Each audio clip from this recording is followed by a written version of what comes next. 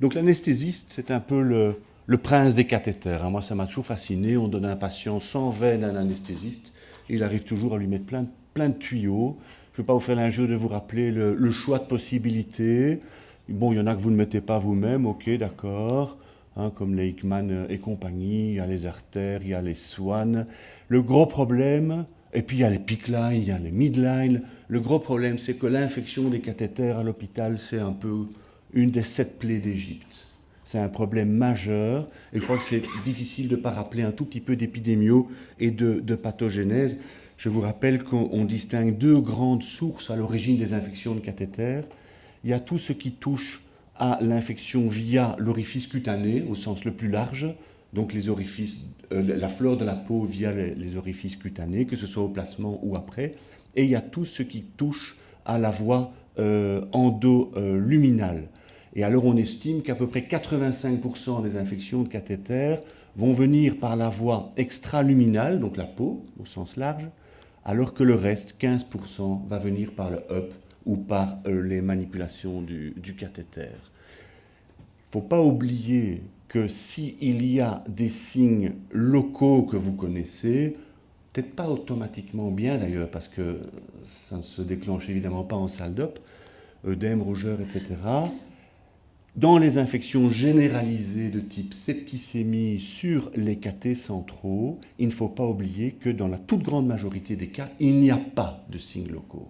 Donc 85% des septicémies sur cathéter veineux centraux sont accompagnés de l'absence de signes locaux. C'est important évidemment dans le management de ce type d'infection. Alors on ne va pas entrer dans les détails des définitions, mais c'est très compliqué la définition des infections de cathéter. Ça change dans le temps. Donc vous savez que le laboratoire peut mettre en culture les cathéters. Et alors, quand il répond qu'il y a un certain nombre de colonies, plus de 15 colonies, on va parler de colonisation du cathéter s'il n'y a pas de signe clinique. Par contre, s'il y a des signes locaux, on va parler d'infection locale et il y aura éventuellement une septicémie. Alors Benoît l'a évoqué, dans certains hôpitaux, on utilise la fameuse technique dite de délai, de temps de positivité. Je ne sais pas si on en reparlera plus en détail, tu comptes en reparler. Ok, on en reparlera certainement. Donc, il faut savoir que la littérature n'est pas unanime sur l'approche par cette technique et qu'en plus, il faut évidemment s'acoquiner avec le laboratoire pour faire ça correctement. Ça dépend d'un certain nombre de paramètres. Chez nous, par exemple, on n'utilise pas cette technique-là. On en reparlera peut-être. Il ne faut pas oublier non plus que la façon dont un hôpital documente avec acuité les infections en ayant recours au laboratoire de microbiologie va impacter les taux d'infection et la façon de classer ces infections. Ça, c'est juste pour vous l'illustrer. Bruxelles, 3 hôpitaux affiliés à l'ULB, et vous voyez que en nombre de cathéters cultivés par 1000 jours patients, vous voyez qu'il y a un écart très important. Même chose, en nombre de cathéters qui sont cultivés en même temps que des paires d'hémocultures sont prélevées, il y a aussi une dispersion très importante. J'attire votre attention là-dessus parce que ceci va impacter la façon d'énumérer les septicémies sur cathéter en fonction des différentes définitions qu'on va utiliser. On ne va pas trop s'étendre sur la flore, c'est essentiellement la flore cutanée qui est responsable des infections de cathéter, comme les staphylocoagulases négatives, mais les staph dorés, les bacilles gram négatives, les non fermentants, plus rarement les levures. Et il y a une stratégie de prise en charge de ces infections de cathéter, et notamment quand peut-on conserver ou pas le cathéter. Ce sont des algorithmes parfois un peu compliqués, on ne va peut-être pas s'étendre trop en détail dedans, on peut en reparler dans la discussion si vous le souhaitez. On essaye toujours de préserver les cathéters précieux comme les chambres implantables par exemple, mais le taux de succès en conservant le matériel est très réduit. Chez nous, on l'a mesuré une fois très en détail. L'ordre de grandeur, c'est 30% de succès quand on essaye d'épargner la chambre implantable. Les complications sont abondantes et graves.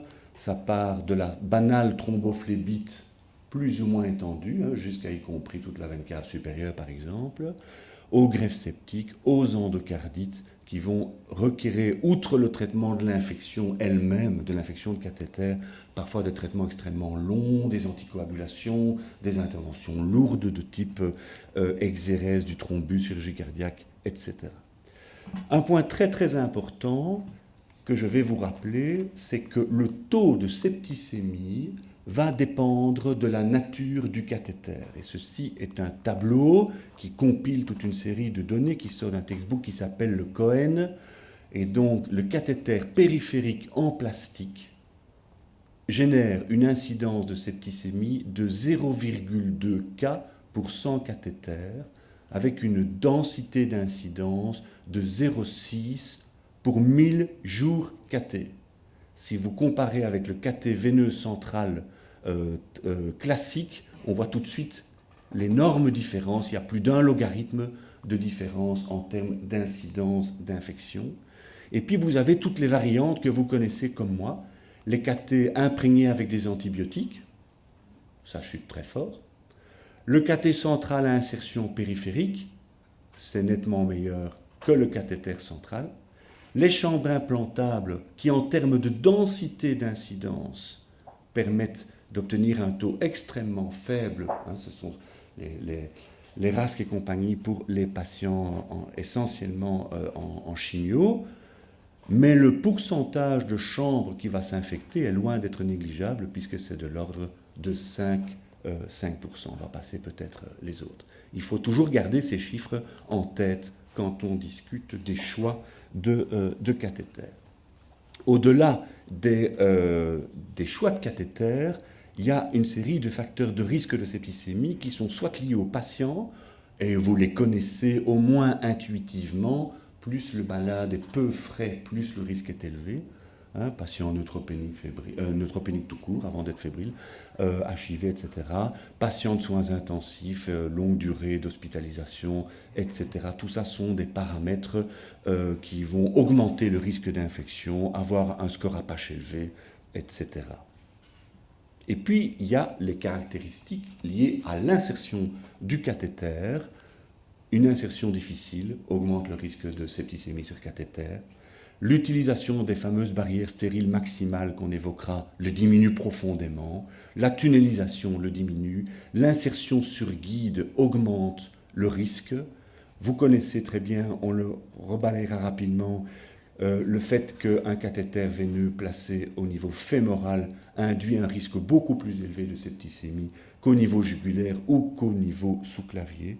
Le dégraissage de la peau, comme on pratiquait régulièrement autrefois, et que certains, il y a toujours bien un flacon d'éther qui traîne dans les salles d'op, caché loin du conseiller en prévention, aucun effet.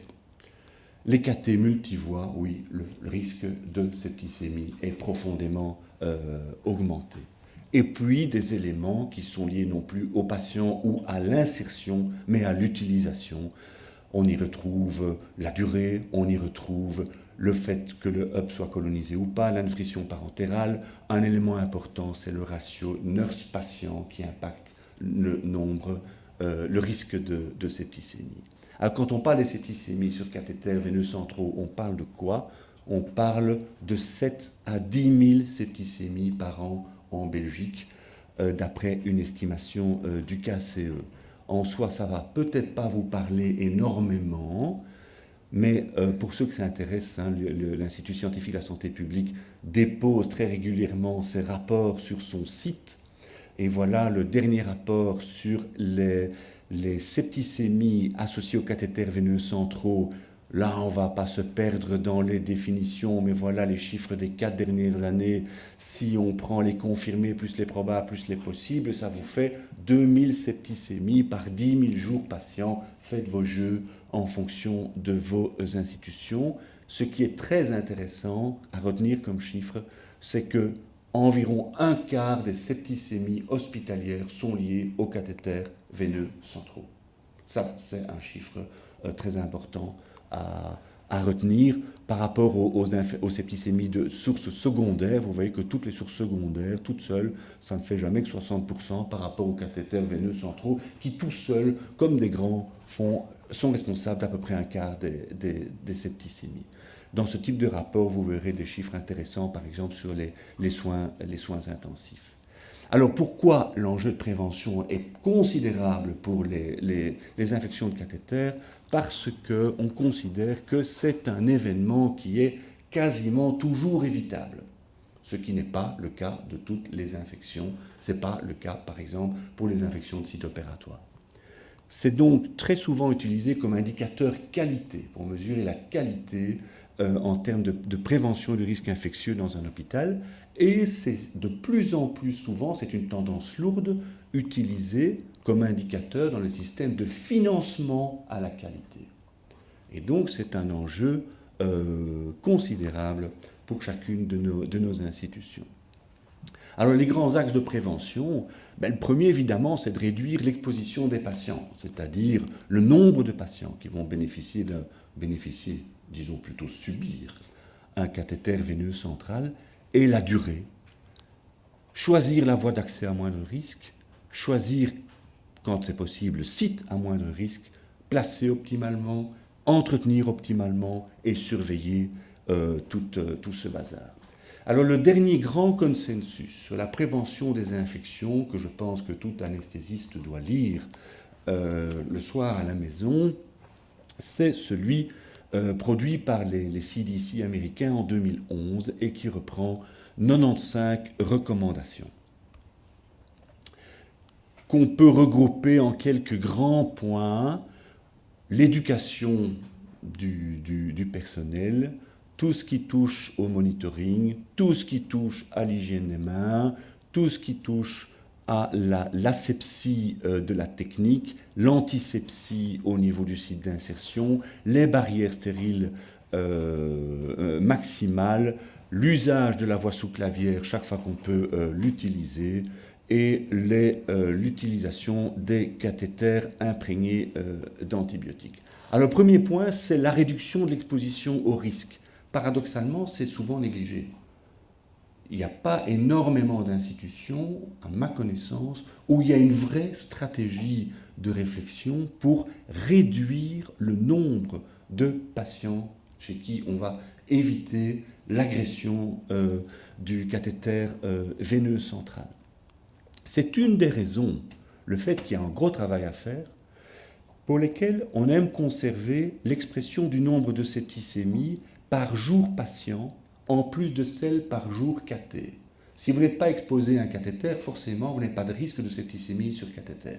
Et donc, mesurer le taux en nombre de septicémies par jour cathé a un sens sur le plan de l'exposition au risque. Mais si vous êtes dans un hôpital qui met des cathéters veineux centraux à tout le monde, alors que ce n'est pas nécessaire, le bon paramètre, c'est de bien voir quel est le nombre de jours cathéters centraux, en fonction du nombre de patients, pas facile à mesurer, mais alors de mesurer le nombre de septicémies par jour patient de l'institution. On ne va pas trop s'étendre là-dessus, mais ce sont des paramètres qui ne vont pas donner la même information, et il est très important de pouvoir s'assurer qu'il y a une vraie stratégie de réduction du nombre de patients exposés. Chez nous, on mesure maintenant la prévalence de l'exposition au cathéter veineux central dans nos soins intensifs. En moyenne, c'est à peu près 80%. Le problème, c'est que là-dedans, aujourd'hui en tout cas, moi je ne sais pas si c'est 80% adéquat. Est-ce qu'on ne pourrait pas descendre à 75%, 72%, je n'en sais rien. Or, c'est ça l'enjeu majeur à ce stade-ci de la réflexion. Deuxièmement, c'est évidemment choisir le mode de perfusion à moindre risque. Et quand on voit la différence entre le périphérique et le central, on a tout de suite compris l'intérêt de la réflexion. Tenant compte de la durée, de la tolérance du patient, de son capital veineux, et donc si vous prenez les recommandations, que ce soit les recommandations américaines ou celles qui s'en sont inspirées, eh bien, pour courte durée ou grand capital veineux, on va toujours favoriser le cathéter périphérique, changer régulièrement, éventuellement les pics ou midline, et aller vers les cathéters centraux quand on dépasse un certain nombre de jours et bien entendu les chambres implantables quand on dépasse un certain nombre de semaines. Le problème, c'est que pour faire cela correctement, il faut déjà, quand on inclut dans la réflexion ce qu'on va perfuser, il faut déjà avoir une bonne stratégie algorithmique, je dirais, dans l'hôpital pour savoir quelles sont les voies préférentielles en fonction des traitements. Alors voilà un exemple de document, il vient des hôpitaux de Genève, c'est déjà sur le plan de la pharmacie, quand faut-il certainement mettre un cathéter veineux central par rapport à une voie périphérique. Alors, voilà un exemple de réponse à cette question. Vous connaissez intuitivement la réponse. Ce qui est intéressant dans ce type de proche, c'est qu'il y a des bornes qui sont proposées. Donc, par exemple, si le pH est inférieur à 4 ou supérieur à 8, il faut utiliser une voie centrale. Si l'osmolarité est supérieure à 900, il faut utiliser une voie centrale, etc. Ce qui doit être complété, et à ma connaissance dans nos hôpitaux ce n'est pas encore très fréquent, par un tableau qui va permettre de traduire cela en osmolarité des solutions produit par produit en fonction de l'objectif à atteindre. J'ai pris le bicarbonate notamment parce que, eh bien oui, à Genève, il y a 2 concentrations disponibles en fonction de ce qu'on veut administrer, dont l'osmolarité est extrêmement différente, et que donc, selon la vitesse à laquelle on veut perfuser et administrer ces osmoles, eh bien, on pourra requérir, passer par la voie périphérique, ou on devra utiliser un cathéter veineux central. Donc, ça justifie une vraie réflexion avec les pharmaciens pour choisir la bonne voie. Alors, il y a un modèle qui vient de Charleroi, et je ne sais pas si l'auteur est présent, qui est un algorithme qui est dérivé d'un hôpital nord-américain. On ne va pas trop s'étendre dessus, mais sachez que c'est un élément tellement important qu'on l'a mis dans les indicateurs qualité en hygiène, c'est de disposer d'algorithmes de cette nature dans les hôpitaux pour l'année 2017. Donc il vous reste encore un mois si vous ne l'avez pas dans votre hôpital, pour construire un algorithme de cette nature qui va intégrer la notion de durée, la notion du capital veineux du patient et la notion de pH ou d'osmolarité. Là où ça devient rigolo, bien entendu, et ça je vous pose la question, c'est de savoir où il faut mettre les cut-offs. Et donc, si les gens du CHU de Charleroi sont présents, ce serait intéressant qu'ils m'expliquent pourquoi ils ont pris un cut-off à 600, là où les Suisses ont mis 900. J'y connais pas grand-chose, mais on peut penser que ces cut-offs ne sont pas innocents, parce que plus vous êtes sévère, évidemment, plus vous allez induire une utilisation des cathéters veineux centraux, alors que c'est peut-être pas tout à fait utile. Quand on fouille dans la littérature, en tout cas quand moi je fouille, mais je ne suis pas pharmacien, je ne trouve pas de références très précises qui permettent de fixer ces cut-offs, mais peut-être que certains d'entre vous les connaissent, je serais ravi de les partager. Il n'empêche que ça signifie aussi qu'à l'intérieur de chacune de nos institutions, quand on construit, et on va tous le faire, les processus d'accréditation, etc., des algorithmes thérapeutiques, on doit évidemment inclure cette réflexion, et voilà l'algorithme dans sa version toujours provisoire de correction de l'hypokaliémie à l'hôpital Erasme, eh bien, selon qu'il y ait ou pas restriction hydrique du patient, on ne pourra pas perfuser le même volume. À partir de quand va-t-on passer d'un cathéter veineux périphérique à un cathéter veineux central? Eh bien, tout ça doit être anticipé si on veut optimaliser l'utilisation des différentes voies d'accès. Alors, je ne vais pas trop m'étendre sur les cathéters veineux centraux, sur le fait, parce que c'est bien connu, que depuis des années, la littérature confirme que c'est la voie sous-clavière qui est de loin la moins associée à des infections. Pas de chance, vous le savez comme moi, c'est celle qui donne le plus de pneumothorax, et on comprend qu'il faut faire une balance, et probablement que l'expérience des équipes joue un rôle important là-dedans. Ce qui est intéressant, par contre, c'est le recours ou pas au pic par rapport aux cathéters veineux centraux. Alors, il faut être très prudent parce qu'en réalité, le taux d'infection entre pic et cathéters veineux centraux à l'hôpital, il est à peu près identique. Les pics lines sont probablement intéressants en ambulatoire, mais peut-être pas tant que ça à l'hôpital. Les complications mécaniques sont beaucoup plus fréquentes avec le PICC-Line.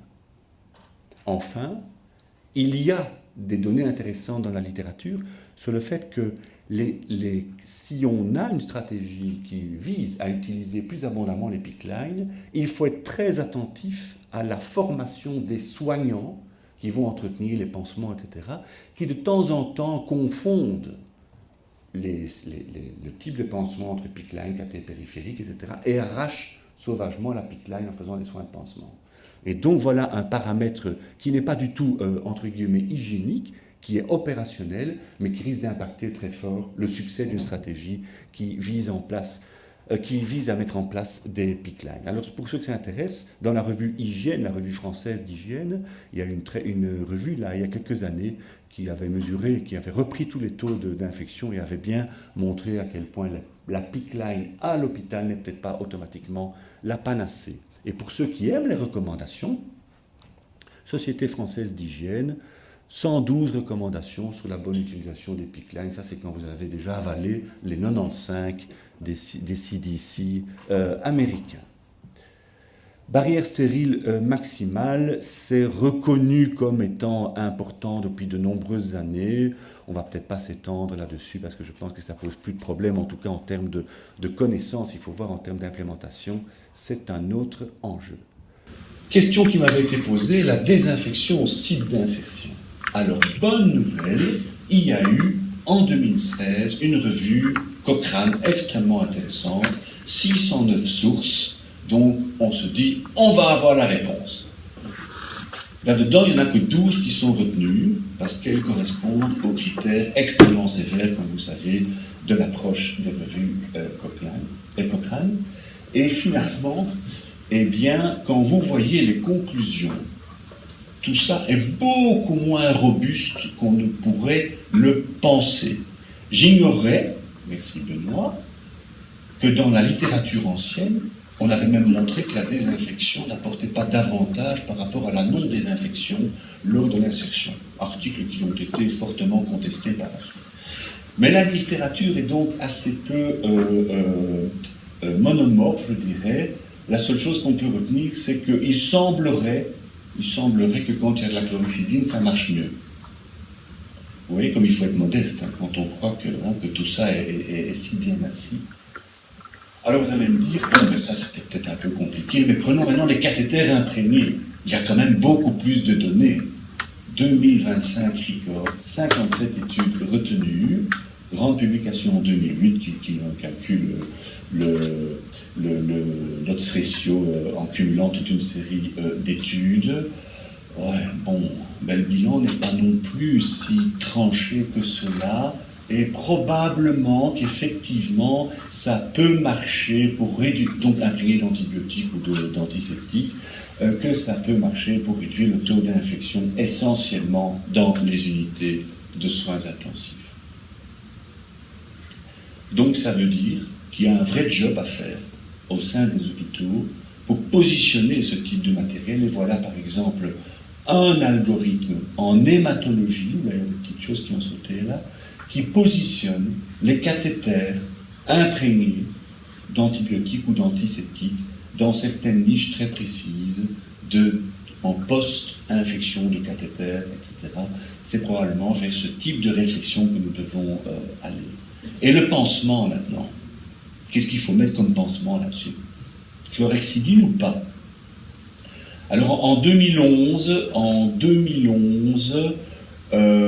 eh bien voilà un commentaire qui était proposé par le CDC, donc une des 95 recommandations est celle-ci. On va tout de suite sauter à 2015, où de nouveau Cochrane, le pansement, imprégnation de chlorhexidine, probablement utile essentiellement dans les soins intensifs. Quelles leçons faut-il tirer de tout cela? Ça, tout le monde est d'accord là-dessus.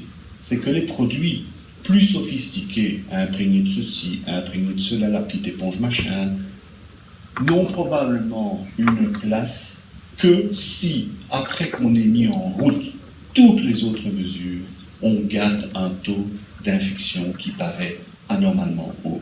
Et ça, je pense que c'est une grande leçon à retenir de cette littérature assez complexe. Et le plus important, en réalité, c'est la stratégie d'amélioration continue, d'amélioration de la performance que l'on va retrouver à peu près dans toutes les recommandations.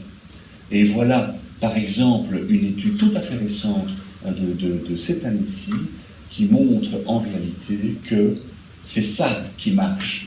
C'est que si on veut réduire son taux d'infection du cathéter veineux centraux, on prend les quelques éléments clés qui ont bien montré leur efficacité, c'est ça qu'on doit développer, ça ne coûte pas cher en matériel, mais ça marche très bien. Donc littérature abondante sur l'importance d'une vraie réflexion multidisciplinaire, on a déjà parlé des anesthésistes, des intensivistes, des pharmaciens, les hygiénistes, on n'en parle pas, mais c'est normal parce qu'ils sont partout. Donc réflexion multidisciplinaire, intérêt d'un cathéter team, bien démontré dans les soins intensifs par exemple, d'avoir une équipe dédicacée à la prise en charge des cathéters. Et alors, point important, c'est l'apport des care bundles. Qui connaît le concept des care bundles? Et vous pouvez lever le doigt très haut, parce que j'ai une assez mauvaise vue. 3 sur 50. On est 50 à peu près? 4. Oui, mais toi tu me comprends. Donc, 3 sur 50. Donc c'est très amusant parce que ça, c'est un concept qui est extrêmement intéressant, dont l'existence remonte maintenant, la démonstration, c'est il y a plus de 10 ans, et qui a beaucoup de mal à pénétrer. Alors vous ne devez pas être triste, parce que moi je pose cette question à peu près chaque fois que j'ai l'occasion de parler, et c'est à peu près chaque fois le même taux de réponse, alors que ce concept est connu depuis très longtemps. C'est très efficace comme stratégie. Il s'agit d'identifier, je vais peut-être y aller tout de suite, à ceci d'abord, d'identifier quelques pratiques dont chacune seule a été démontrée comme réduisant le taux d'infection, en ce qui me concerne, puisqu'on parle que d'infection, et de mettre en place une stratégie opérationnelle qui va consister à les appliquer, et surtout, ces pratiques sont mesurables, et de faire des audits récurrents visant à démontrer le nombre de fois que chacun des patients a bénéficié de l'application de toutes les mesures. On n'en décrit pas que dans la gestion du risque infectieux. Il y a par exemple la care bundle, la prise en charge de l'infarctus du myocarde, dont un des items est par exemple, dans une série de circonstances, comme vous savez, le patient doit être bêta-bloqué. Eh bien, est-ce qu'on a bien bêta-bloqué 100% des patients qui doivent être bêta-bloqués? L'intérêt du concept, c'est celui-ci. Si vous avez 5 patients et 5 critères, et que vous mesurez oui ou non, en examinant, en suivant le personnel, en examinant le dossier, tout ce que vous voulez, le taux de compliance, vous voyez que le patient 1, c'est pas mal, on a été bon 6 fois sur... On a 60%, c'est comme disent les étudiants, une belle satisfaction. Le critère 3 est appliqué à 80%, donc c'est pareil, c'est une grande distinction. Dans le concept du care bundle, ce qu'on regarde, c'est le nombre de fois qu'on a donné toutes ces chances aux patients. Et ça change tout. Parce que dans cet exemple-là, il n'y a que 1 patient sur 5, c'est-à-dire 20% des patients qu'on a traités correctement. Et ça, c'est ce qui est important et intéressant dans ce type de concept. Alors voilà les éléments qu'on reprend toujours dans le care bundle cathéter. Placement stérile, barrière maximale, chapeau, masque, blouse stérile, grand champ, etc. Le choix du site, on l'a déjà évoqué. L'hygiène des mains, soit au placement, soit pour l'entretien d'ailleurs. Hygiène des mains, désinfection de type chirurgical pour le placement, et non pas juste qu'on frouffe un peu de solution hydroalcoolique. La chlorhexidine, ben oui, parce qu'il y a quand même quelques éléments en cours. Et surtout, l'évaluation quotidienne de l'indication du maintien du cathéter. Et ça marche tellement bien qu'il y a eu un article qui a fait beaucoup de bruit en 2006, un article américain dans le New England, qui a montré une chute du taux d'infection considérable avec des stratégies de ce type. On a besoin d'améliorer la situation. Ceci, c'est la campagne d'hygiène des mains nationale, pas celle-ci, la précédente. Et voilà le pourcentage de fois où le personnel observé s'est désinfecté les mains avant un contact veineux ou artériel, avant la campagne. On partait de 75% seulement. Donc là, on devrait avoir 100% pour une mesure simple et non coûtante, on a 75%. Vous allez me dire que dans votre hôpital, c'est évidemment meilleur. Non, pas automatiquement. Voilà les chiffres dans notre hôpital. Et avant la campagne 2017, on n'était qu'à 1 fois sur 2. Il y a un gap énorme. C'est là qu'il faut marquer des points, évidemment, et non pas dans des mesures complexes et coûtantes. Bon, la bonne nouvelle, c'est qu'après la campagne, on était monté à 70%. Pour vous montrer l'importance de cela, une illustration d'une étude qu'on a faite sur le déploiement d'un care bundle, c'est Soraya Cherifi, que beaucoup d'entre vous connaissent, qui avait mené cette étude à l'hôpital Bruckmann et à l'hôpital Saint-Pierre, pour optimaliser la prise en charge des infections de cathéter. Les 5 points du care bundle, vous voyez qu'au départ, un de ces points, eh bien, on n'était qu'à 40% de compliance. Quelques mois pour l'amener à un bon taux, plusieurs phases dans cette étude, passons les détails, mais avec des phases interventionnelles, et ce qui est fantastique, c'est que le taux d'infection de cathéter a été, sur les 2 hôpitaux, le taux global, c'est dramatiquement, comme disent les anglo-saxons, effondré quand on a amélioré la compliance à ces mesures et fait l'ensemble des feedbacks. Ce qui est plus inquiétant, c'est que quand on a lâché certaines des mesures, notamment les mesures de feedback, c'est-à-dire l'implication directe de l'équipe d'hygiène, eh bien le taux est remonté très vite. Ce qui signifie que les équipes n'ont pas encore acquis la maturité de porter elles-mêmes leur programme de prévention d'infection de cathéter. Et là, de nouveau, c'est de la culture, ce n'est pas une question de dollars, c'est une question de culture dans les équipes. Ce qui est intéressant aussi, c'est de voir que les cultures d'équipe sont parfois très différentes. Vous voyez ici, entre 2 hôpitaux qui ont participé, l'implication des médecins, je ne vais pas détailler comment c'était mesuré, mais 42% dans un hôpital, 72% dans l'autre. L'implication des infirmières, 61% dans un hôpital, 88% dans l'autre. Donc tout ça impacte évidemment très fort le succès que l'on peut espérer de ce type d'approche. Et enfin, une dernière illustration pour vous montrer l'impact qu'on peut avoir en faisant des observations justement des techniques et de la compliance aux règles. Ici, c'est la compilation de données collectées dans notre service d'hématologie, c'est l'année 2017, et vous voyez premier trimestre, deuxième trimestre en rouge, deuxième trimestre en bleu. Eh bien, le simple fait, sur quelques mois, de faire des observations, de faire les feedbacks, tout de suite, les processus s'améliorent. Alors, il y en a qui étaient très bons, par exemple, voilà, le site d'insertion, oui, il était couvert dans 100% des cas, ok, mais il y a des choses qui étaient nettement moins bonnes. Les dates des trousses, ça veut dire que si elles ne sont pas datées, on ne peut pas les changer quand il faut les changer, etc. Ça, c'est un paramètre de pansement, je n'arrive pas à le lire d'ici. Vous voyez, amélioration très rapide en quelques mois. C'est très facile à faire avec des grilles d'observation assez standards. Voilà les messages principaux que je voulais vous transmettre. Voilà encore une dernière illustration, c'est ce qu'on essaye de faire, c'est de rendre des feedbacks sur le taux d'infection de cathéter veineux centraux dans notre service de soins intensifs. Je sens confusément que ce n'est pas encore tout à fait la bonne forme, ce n'est pas encore utilisé. D'ailleurs, c'est en rodage, mais de leur montrer un élément important pour stimuler les équipes, c'est le nombre de jours depuis la dernière infection. Il ne faut pas faire dire donner trop de valeur statistique à ces éléments-là, mais vous voyez, celui-là, il apparaît un peu comme un champignon, quoi. 120 jours sans septicémie, par contre celui-là 17. Bon, voilà. Voilà des outils qu'on peut mettre en place facilement pour mobiliser l'ensemble des personnels de tous les métiers qui tournent autour de la prévention des infections de cathéter. Voilà, je ne suis pas sûr d'avoir répondu à toutes les questions, mais on peut continuer. Merci en tout cas.